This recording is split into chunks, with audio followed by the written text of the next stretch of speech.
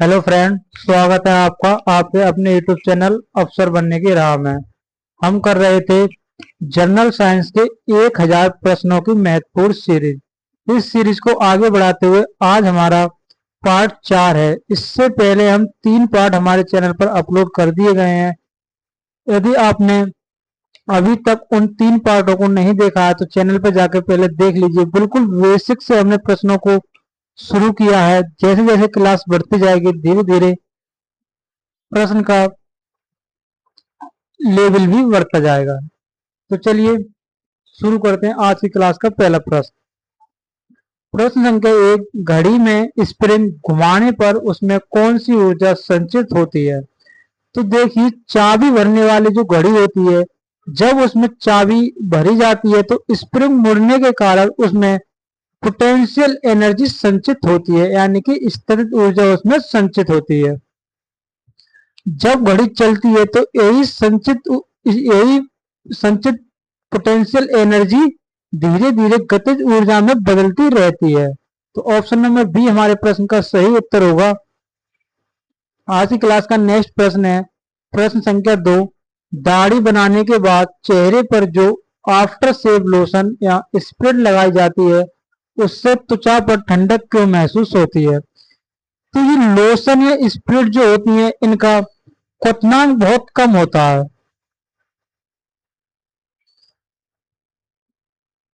Spirit का क्वथनांक बहुत कम होता है।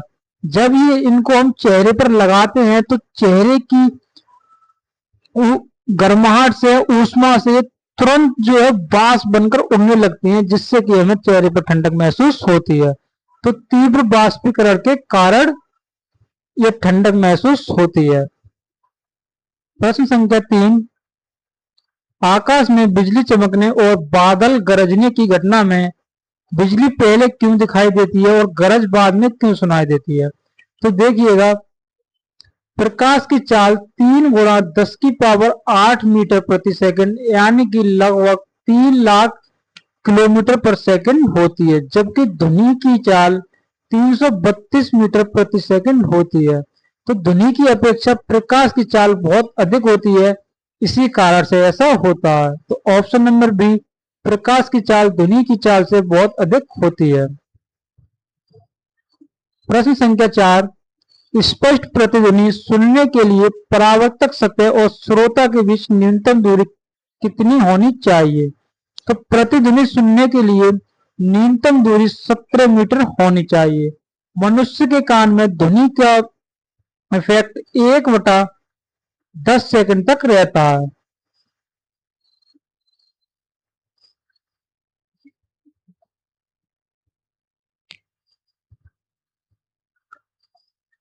1/10 सेकंड तक रहता है। नेक्स्ट प्रश्न है प्रश्न संख्या 5, पानी से भरे कांच के गिलास में डूबी हुई एक सीधी पेंसिल या चम्मच टेढ़ी क्यों दिखाई देती है? तो जब सूर्य का प्रकाश एक माध्यम से दूसरे माध्यम में प्रवेश करता है तो प्रकाश की किरण अपने मार्ग से विचलित हो जाती है। प्रकाश की इस घटना को प्रकाश का अपवर्तन कहा जाता है। प्रकाश के अपवर्तन के कारण ही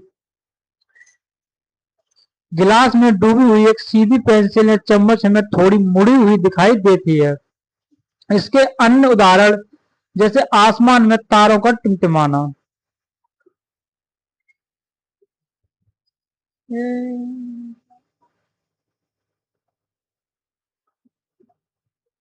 आसमान में तारों का टिमटिमाना भी प्रकाश के अपवर्तन के कारण ही होता है। नेक्स्ट प्रश्न है प्रश्न संख्या 6, कैमरे और मानव आंख में प्रतिबिंब कहाँ बनता है? तो हमारी आंख एक कैमरे के लेंस की भांति कार्य करती है। कैमरे में जो रील वाले कैमरे होते हैं उनमें फिल्म पर और हमारी आंख पर प्रतिबिंब रेटिना पर बनता है। रेटिना पर वस्तु का प्रतिबिंब हमेशा उल्टा एवं वास्तविक बनता है।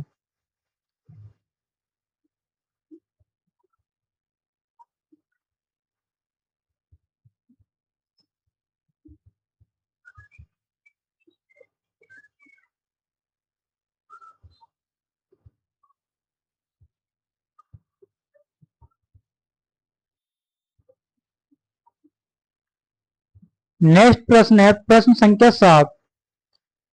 रेगिस्तान या बर्फीले इलाकों में दूर खड़े जहाज या पेड़ हवा में उल्टे लटके हुए दिखाई देते हैं, ये किस घटना को कहा जाता है? तो ये एक प्रकार की मरीचिका या मिराज की घटना है। ये एक प्रकार का भ्रम होता है प्रकाश के जो कि प्रकाश के पूर्ण आंतरिक परावर्तन के कारण होती है।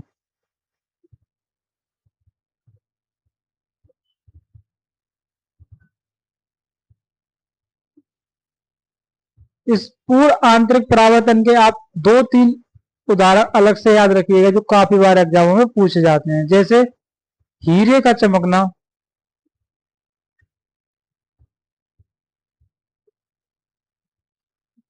टूटे हुए कांच का चमकना,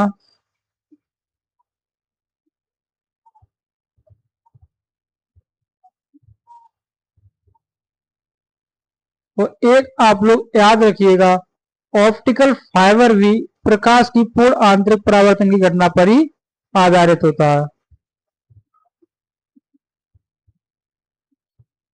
तो आप इन्हें अच्छे से नोट डाउन कर लीजिए, बार बार परीक्षाओं में पूछे जाते हैं। प्रकाश की प्रकीर्णन की घटना के कारण हमें आसमान का रंग नीला दिखाई देता है। प्रश्न संख्या 8। बाहरी वाहनों जैसे बस या ट्रक के टायर बहुत चौड़े क्यों बनाए जाते हैं? तो देखिएगा, किसी वस्तु पर लगने वाला दाब उस वस्तु पर कार्यरत बल और उसके एकांक क्षेत्र पर लगने वाले बल के बराबर होता है। यानी किसी वस्तु का दाब उसके एकांक क्षेत्र पर लगने वाले बल के बराबर होता है। तो वस्तु का क्षेत्रफल जितना अधिक होगा दाब उतना ही कम होगा। तो दाब को कम करने के लिए, क्षेत्रफल बढ़ाने के लिए बाहरी वाहनों के टायर बहुत चौड़े बनाए जाते हैं जिससे कि वे जमीन में ना धंसे। तो दाब को कम करने के लिए ताकि टायर जमीन में ना धंसे। ऑप्शन नंबर सी हमारे प्रश्न का सही उत्तर होगा। प्रश्न संख्या 9। ठंड के दिनों में लोहे के दरवाजे का हैंडल लकड़ी के दरवाजे के मुकाबले बहुत अधिक ठंडा क्यों महसूस होता है? तो लोहा एक ऊष्मा का अच्छा सुचालक है जबकि लकड़ी ऊष्मा का कुचालक होती है। तो यही कारण होता है लोहा ऊष्मा का अच्छा सुचालक, गुड कंडक्टर है। इस कारण से लोहे के दरवाजे लकड़ी के दरवाजे के मुकाबले अधिक ठंडे महसूस होते हैं। प्रश्न संख्या 10। समुद्र का पानी नीला क्यों दिखाई देता है? तो सूर्य का प्रकाश जिसमें कि 7 रंग होते हैं जब वायुमंडल से गुजरता है तो वायुमंडल में उपस्थित धूलकण इत्यादि से टकराकर वह 7 अलग अलग रंगों में विभक्त हो जाता है, जिसमें कि नीले रंग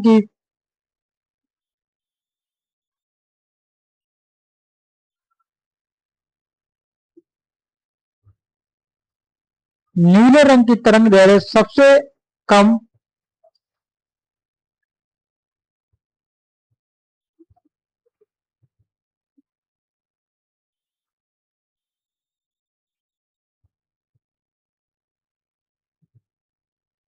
जबकि इसका प्रकीर्णन सबसे अधिक होता है। ये नीला रंग वायुमंडल में सबसे अधिक फैलता है, इसी कारण से हमें आसमान का रंग नीला दिखाई देता है। इसी तरह जल के अणुओं द्वारा नीले प्रकाश का प्रकीर्णन होने के कारण हमें समुद्र का पानी नीला दिखाई देता है। तो ऑप्शन नंबर ए हमारे प्रश्न का सही उत्तर होगा। प्रश्न संख्या 11। रात के समय आवासीय क्षेत्रों में ध्वनि का सुरक्षित स्तर कितने डेसिबल तय किया गया है? तो केंद्रीय प्रदूषण नियंत्रण बोर्ड द्वारा रात के समय में 45 डेसिबल तथा दिन के समय 55 डेसिबल का स्तर सुरक्षित घोषित किया गया, जबकि WHO द्वारा 45 डेसिबल का ध्वनि का मानक स्तर अच्छी नींद और कानों के लिए बेहतर माना गया है। तो सुरक्षित स्तर कितने डेसिबल तय किया गया? तो ऑप्शन नंबर बी 45 डेसिबल। प्रश्न संख्या 12। गुरुत्वाकर्षण का सार्वत्रिक नियम किसने दिया था? यानी कि यूनिवर्सल लॉ ऑफ ग्रेविटेशन किसने दिया था? तो सर आइजैक न्यूटन के द्वारा बताया गया था कि कोई भी दो पिंड जिनका द्रव्यमान m1 और m2 है, इनके बीच की दूरी r1 r यदि है तो इनके बीच लगने वाला बल F बराबर G m1m2/r² होगा। यानी ब्रह्मांड का कोई भी पिंड दूसरे पिंड को सदैव एक बल द्वारा आकर्षित करता है, जिसको गुरुत्वाकर्षण बल कहा जाता है। यहाँ G एक सार्वत्रिक गुरुत्वाकर्षण नियतांक है। तो सर आइजैक न्यूटन के द्वारा इस नियम को दिया गया था। प्रश्न संख्या 13, क्रायोजेनिक इंजन का उपयोग मुख्य रूप से कहाँ किया जाता है? तो क्रायोजेनिक इंजन का उपयोग रॉकेट टेक्नोलॉजी और स्पेस शटल में किया जाता है।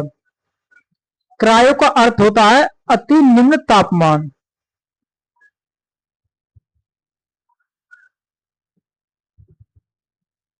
इन इंजनों में ईंधन के रूप में द्रव हाइड्रोजन के साथ द्रव ऑक्सीजन को स्टोर किया जाता है। तो ये आप लोग याद रखिएगा, क्रायो का अर्थ अति निम्न तापमान, इसमें ईंधन के रूप में द्रव हाइड्रोजन और द्रव ऑक्सीजन को अत्यंत निम्न ताप पर स्टोर किया जाता है। नेक्स्ट प्रश्न है, भू स्थिर उपग्रह का आवर्त काल कितना होता है?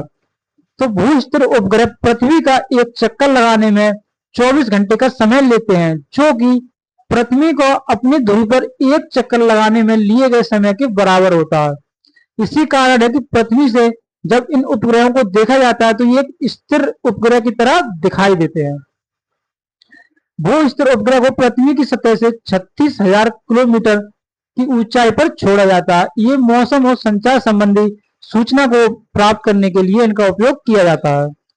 प्रश्न संख्या 15, वॉशिंग मशीन को सुखाने वाला हिस्सा यानी ड्रायर किस बल के सिद्धांत पर कार्य करता है? तो जब कोई भी पिंड वृत्तीय गति करता है तो उसमें दो बल कार्य करते हैं। एक केंद्र की ओर जो बल कार्य करता है उसको अभिकेंद्रीय बल कहा जाता है, तथा केंद्र से बाहर की ओर जो बल कार्य करता है उसको अपकेंद्रीय बल कहा जाता है।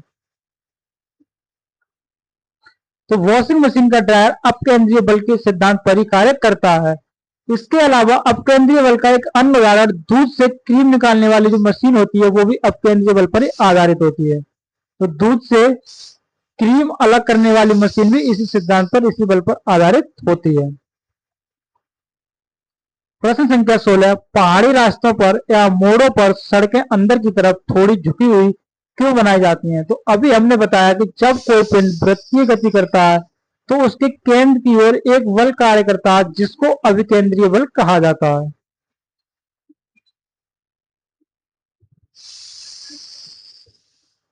तो आवश्यक अभिकेंद्रीय बल प्रदान करने के लिए ताकि गाड़ी पलटे नहीं। ऑप्शन नंबर बी हमारे प्रश्न का सही उत्तर होगा।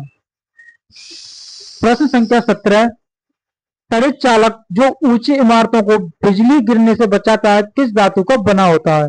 तो ऊंची इमारतों पर तांबे की एक छड़ लगाई जाती है जो कि इमारतों को बिजली गिरने से बचाई जाती है। इस त्वरित चालक की खोज बेंजामिन फ्रैंकलिन के द्वारा की गई थी। तो ये आप लोग विशेष रूप से ध्यान रखिएगा कि इसकी खोज किसके द्वारा की गई थी? तो बेंजामिन फ्रैंकलिन के द्वारा इसकी खोज की गई थी, और ये तांबा यानी कि कॉपर का बना हुआ होता है। प्रश्न संख्या 18, पेंसिल की लीड बनाने में किस काले पदार्थ का उपयोग किया जाता है? तो पेंसिल का जो लिखने वाला भाग होता है वह ग्रेफाइट का बना होता है। ग्रेफाइट कार्बन का एक अपर रूप है। याद रखिएगा, ग्रेफाइट अधातु होने के बाद भी, ये एक अधातु होने के बाद भी विद्युत का अच्छा सुचालक होता है।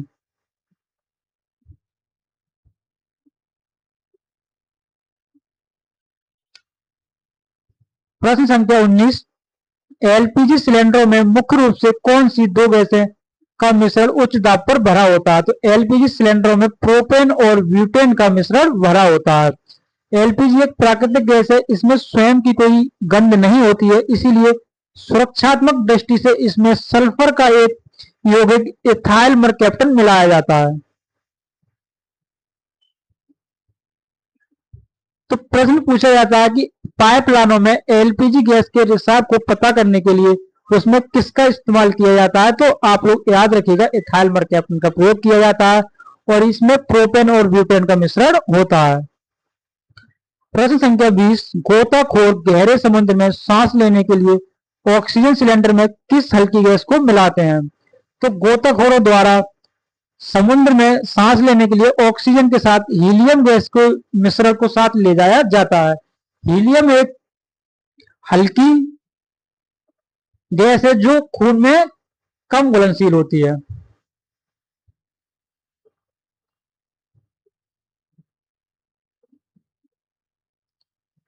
इससे पूर्व इसके स्थान पर नाइट्रोजन गैस का भी प्रयोग किया जाता था, लेकिन ये समुद्र की गहराई में अत्यधिक दाब पर खून के साथ घुल जाती थी, जिससे कि गंभीर बीमारी होने का खतरा रहता था। हाइड्रोजन को भविष्य का ईंधन कहा जाता है।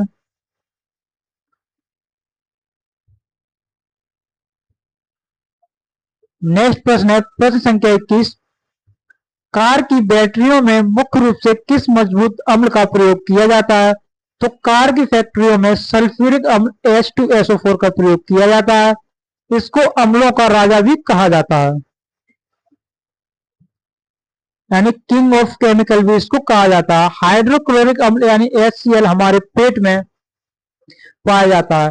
नाइट्रिक अम्ल और सल्फ्यूरिक अम्ल ये जो है एसिड रेन यानी अम्लीय वर्षा के लिए उत्तरदायी होते हैं। एसिटिक अम्ल का प्रयोग सिरके में किया जाता है। प्रश्न संख्या 22। किस गैस को स्ट्रेंजर गैस अजनबी गैस के नाम से भी जाना जाता है? तो जेनोन का ग्रीक भाषा में अर्थ होता है अजनबी। ये अक्रिय गैस होने के बाद भी कुछ धातुओं के साथ में क्रिया करके यौगिकों का निर्माण करती है, इसीलिए इस गैस को अजनबी गैस के नाम से भी जाना जाता है। ऑर्गन हमारे वायुमंडल में पाई जाने वाली सबसे अधिक अक्रिय गैस है, जो कि वायुमंडल में 0.93% के रूप में पाई जाती है। प्रश्न संख्या। साधारण नमक को हवा में खुला छोड़ने पर वह चिपचिपा या गीला क्यों हो जाता है? तो घरों में हम जो नमक प्रयोग करते हैं वो सोडियम और क्लोराइड का मिश्रण होता है। सोडियम और क्लोराइड का एक यौगिक होता है। शुद्ध सोडियम क्लोराइड कभी भी नमी को नहीं सोखता है, लेकिन समुद्र से जो नमक प्राप्त होता है उसमें मैग्नीशियम क्लोराइड जैसी कुछ अशुद्धियां होती हैं जो हवा से नमी को सोख लेती हैं। तो ऑप्शन नंबर बी हमारे प्रश्न का सही उत्तर होगा। प्रश्न संख्या 24। हवाई जहाज के टायर में कौन सी सुरक्षित गैस भरी जाती है ताकि उतरते समय घर्षण से आग ना लगे? तो हवाई जहाज के टायरों में पहले हीलियम गैस का भी प्रयोग किया जाता था, लेकिन वर्तमान समय में हवाई जहाज के टायरों में नाइट्रोजन गैस का प्रयोग किया जाता है। क्लोरीन का प्रयोग पीने के पानी को साफ करने यानी कि बैक्टीरिया को पीने के पानी से बैक्टीरिया को नष्ट करने के लिए किया जाता है। बैक्टीरिया को नष्ट करने के लिए किया जाता है। हाइड्रोजन को आवारा तत्व के नाम से भी जाना जाता है। प्रश्न संख्या 25। चूहे मारने की दवा बनाने के लिए किस खतरनाक रासायनिक पदार्थ का उपयोग किया जाता है? तो चूहे मारने की दवा में जिंक फॉस्फाइड और पोटेशियम साइनाइड जैसे खतरनाक रासायनिक पदार्थों का प्रयोग किया जाता है। ये पदार्थ चूहे के पेट में जाकर फॉस्फीन जैसी विषैली गैस का निर्माण करते हैं, जिससे कि चूहे की मृत्यु हो जाती है। प्रश्न संख्या 24। भारी जल का मुख्य उपयोग परमाणु रिएक्टरों में किस रूप में किया जाता है? भारी जल यानी कि D2O, जिसमें हाइड्रोजन की जगह हाइड्रोजन के समस्थानिक ड्यूटेरियम का प्रयोग किया जाता है। इसमें ये परमाणु रिएक्टरों में मंडप के रूप में इसका कार्य किया जाता है, यानी न्यूट्रॉन की गति को धीमा करने के लिए इसका उपयोग किया जाता है। तो ऑप्शन नंबर बी हमारे प्रश्न का सही उत्तर होगा। प्रश्न 27। खाना पकाने वाले बर्तनों पर किस पदार्थ की परत चढ़ाई जाती है जिससे खाना बर्तन में चिपकता नहीं है? तो नॉन स्टिक बर्तनों में टेफ्लॉन का प्रयोग किया जाता है। ये प्रश्न संख्या 28। सोने के आभूषण बनाते समय सोने को कठोर बनाने के लिए इसमें कौन सी धातु मिलाई जाती है? तो शुद्ध सोना 24 कैरेट का होता है, जो कि अत्यधिक मुलायम और लचीला होता है, जिसके आभूषण नहीं बनाए जाते हैं। तो इसको कठोर बनाने के लिए इसमें तावा का प्रयोग विशेष रूप से किया जाता है। आभूषण बनाने के लिए 18 से 22 कैरेट का सोना सर्वोत्तम माना जाता है।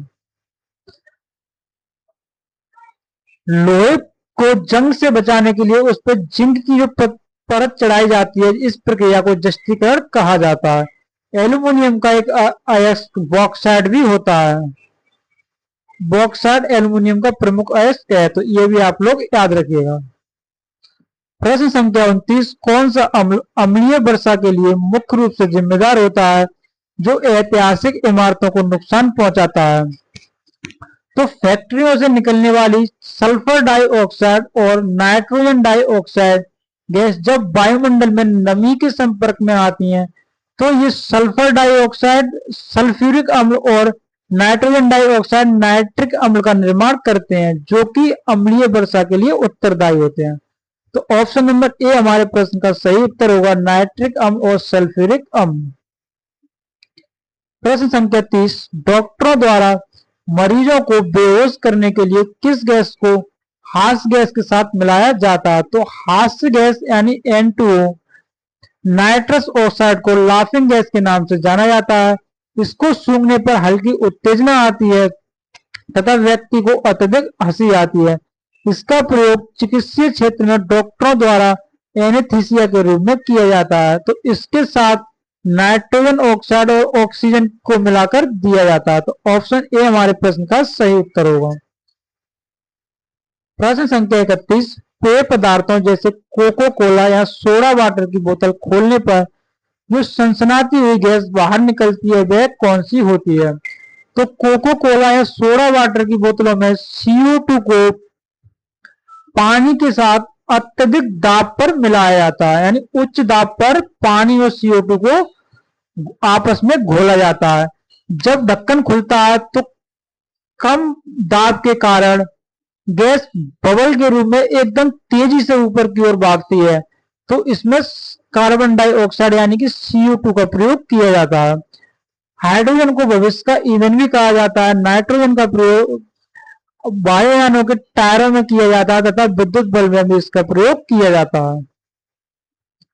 प्रश्न संख्या 32, शुष्क धुलाई यानी कपड़ों को बिना पानी के साफ करने में किस विलायक का उपयोग किया जाता है? तो महंगे कपड़ों को पानी और डिटर्जेंट के धुलने पर उनमें खराब होने का खतरा अधिक होता है। तो इसीलिए इनको पानी और डिटर्जेंट से ना धुलकर ड्राई क्लीनिंग में कुछ केमिकल्स का प्रयोग जैसे बेंजीन, पेट्रोल या परक्लोरोएथिलीन जैसे केमिकलों का प्रयोग किया जाता है। तो ऑप्शन नंबर बी हमारे प्रश्न का सही उत्तर होगा। मानव शरीर के किस अंग को केमिकल फैक्ट्री या प्रयोगशाला कहा जाता है क्योंकि ये जहर को भी बेअसर कर देता है? तो जब भी हम कोई खाद्य पदार्थ खाते हैं तो उसमें जो हानिकारक बैक्टीरिया होते हैं उनको लीवर द्वारा डिटॉक्सिफाई यानी वे असर कर दिया जाता है। हमारे खाने में जो भी हानिकारक बैक्टीरिया होते हैं उनको लीवर द्वारा डिटॉक्सिफाई किया जाता है, इसीलिए लीवर को शरीर की केमिकल फैक्ट्री या प्रयोगशाला कहा जाता है। प्रश्न संख्या 34, पौधों का कौन सा भाग श्वसन का कार्य करता है? तो पौधों की पत्तियों में छोटे छोटे सूक्ष्म छिद्र होते हैं, इनको रंध्र या स्टोमेटा के नाम से जाना जाता है। यह दिन रात गैसों का आदान प्रदान करते रहते हैं तथा यही श्वसन के लिए जिम्मेदार होते हैं। तो ऑप्शन नंबर सी हमारे प्रश्न का सही उत्तर होगा। मानव शरीर में कुल कितनी मांसपेशियां पाई जाती हैं जो हड्डियों को हिलाने में मदद करती हैं? तो मानव शरीर में टोटल 639 मांसपेशियां पाई जाती हैं। यदि हड्डियों की संख्या पूछे तो मानव शरीर में वयस्क में ये संख्या 206, जबकि नवजात शिशुओं में हड्डियों की संख्या 300 होती है जो आपस में जुड़ जाती हैं तथा वयस्क रूप में जब आते हैं तो 206 हड्डियां बचती हैं। प्रश्न संख्या 36, किस वैज्ञानिक को अनुवांशिकी का पिता कहा जाता है जिन्होंने मटर के पौधे पर प्रयोग किए थे? तो ग्रेगर जॉन मेंडल को अनुवांशिकी का पितामह कहा जाता है। अरस्तु को जीव विज्ञान और जंतु विज्ञान दोनों का पितामह कहा जाता है।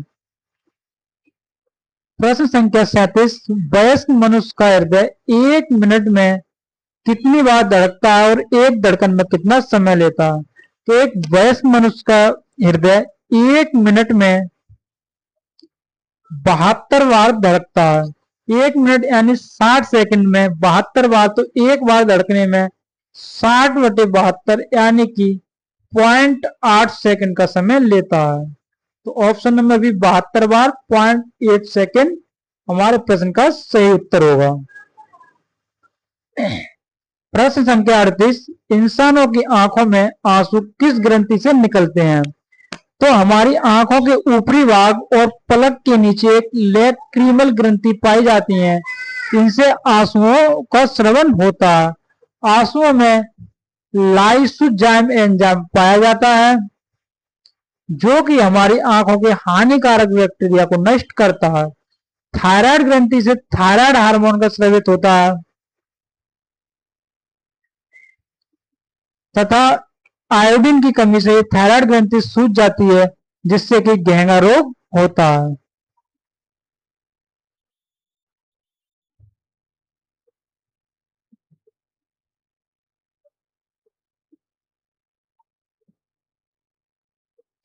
थायराइड ग्रंथि हमारे शरीर के गर्दन में तितली के आकार की पाई जाती है। आयोडीन की कमी से ये ग्रंथि सूज जाती है जिसको घेंगा रोग कहा जाता है।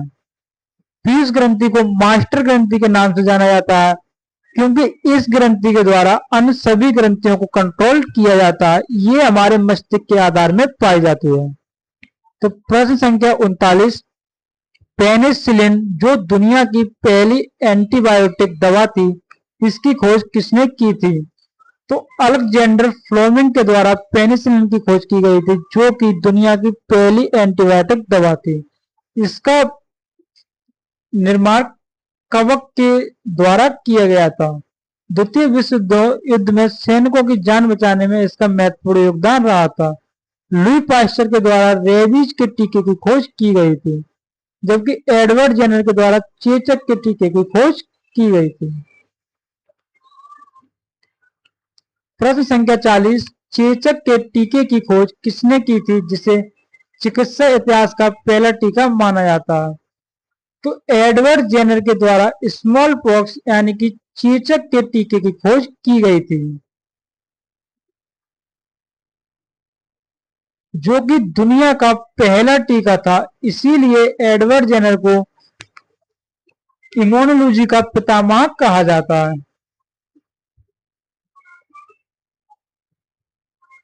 The father of immunology Edward Jenner को कहा जाता है। तो ये भी आप लोग याद रखिएगा। जोनास साल के द्वारा पोलियो के टीके की खोज की गई थी।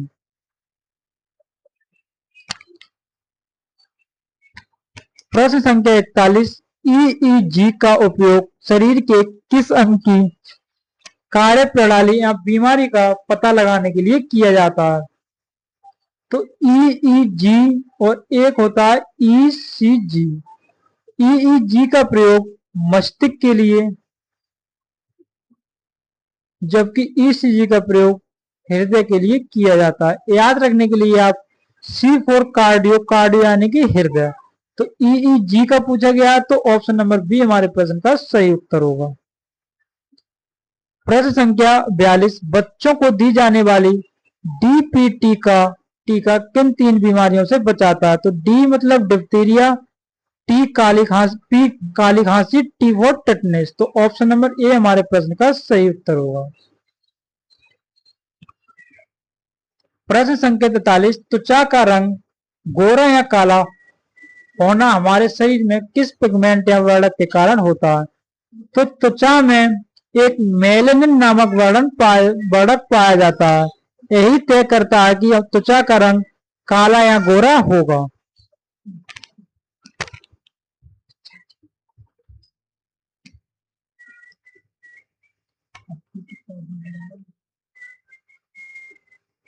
प्रश्न संख्या 44, किस विटामिन को शरीर में बहुत तेजी से बनने वाला विटामिन माना जाता है जो हड्डियों के लिए जरूरी है?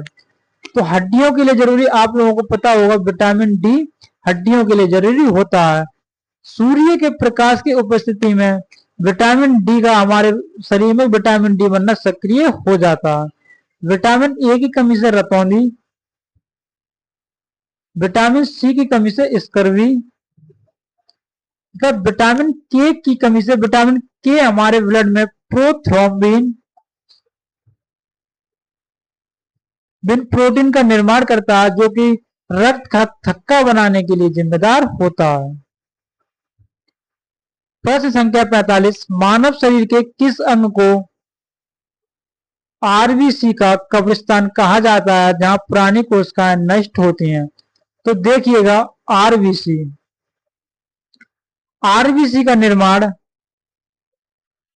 हमारी हड्डियों का जो खोखला भाग होता है उसमें उपस्थित अस्थि मज्जा यानी कि बोन मैरो में होता है। इसका जीवन काल 120 दिन का होता है और जब इसका जीवन काल पूर्ण हो जाता है तो ये नष्ट होने के लिए प्लिया या तिल्ली में ये नष्ट होती हैं। इसीलिए प्लिया को आरबीसी का कब्रिस्तान कहा जाता है। तो ऑप्शन बी हमारे प्रश्न का सही उत्तर होगा। आरबीसी का कार्य शरीर में ऑक्सीजन का परिवहन करना होता है।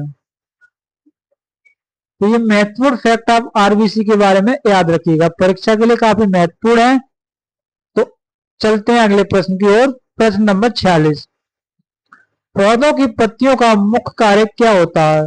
तो पौधों की पत्तियों में सूक्ष्म छिद्र होते हैं, इनमें रंध्र या स्टोमेटा कहा जाता है। इनके द्वारा पौधों में श्वसन तथा प्रकाश संश्लेषण द्वारा भोजन बनाने का कार्य भी किया जाता है। तो ऑप्शन नंबर बी हमारे प्रश्न का सही उत्तर होगा। प्रश्न संख्या 47, घेंगा रोग किस आवश्यक तत्व की कमी के कारण होता है जिससे गले में बड़ी सूजन आ जाती है? तो हमारे गले में तितली के आकार की एक थायराइड ग्रंथि पाई जाती है। थायराइड ग्रंथि को कार्य करने के लिए आयोडीन की आवश्यकता होती है। जब हमारे भोजन में आयोडीन की कमी हो जाती है तो थायराइड ग्रंथि सूज जाती है, इसे ही घेंगा रोग कहा जाता है। तो आयोडीन की कमी से घेंगा नामक रोग होता है। विटामिन सी की कमी से स्कर्वी, जिससे कि मसूड़ों में खून आना होता है। प्रश्न संख्या 48, किस ब्लड ग्रुप को यूनिवर्सल डोनर कहा जाता है जो किसी भी बीमार व्यक्ति को खून दे सकता है? तो ब्लड ग्रुप ओ को यूनिवर्सल यानी सर्वदाता, जबकि ए बी को सर्वग्राही कहा जाता है। प्रश्न संख्या 49, एलिसा टेस्ट मुख्य रूप से किस घातक बीमारी की पहचान या डायग्नोसिस के लिए किया जाता है? तो एलिसा टेस्ट हमारे खून में एचआईवी वायरस का पता करने के लिए किया जाता है, जो कि एड्स के लिए जिम्मेदार होता है। तो ऑप्शन नंबर बी हमारे प्रश्न का सही उत्तर होगा। टाइफाइड में डॉक्टर द्वारा विडाल टेस्ट कराया जाता है। प्रश्न संख्या 50, इंसानी शरीर में पाए जाने वाले दांत, खाज और खुजली रोग मुख्य रूप से किसके कारण फैलते हैं? तो हमारी त्वचा पर जितने भी ये स्किन एलर्जी, स्किन इन्फेक्शन होते हैं, वह सब फंगस या कवक के कारण फैलते हैं। तो ये आज की क्लास में हमने जनरल साइंस के 50 महत्वपूर्ण प्रश्नों को देखा और उनके माध्यम से जो भी अन्य महत्वपूर्ण तथ्य थे उनको भी हमने आपको बताया। तो अगली वीडियो के लिए चैनल को सब्सक्राइब करिए ताकि आपके पास वीडियो का नोटिफिकेशन सबसे पहले पहुंच सके। धन्यवाद।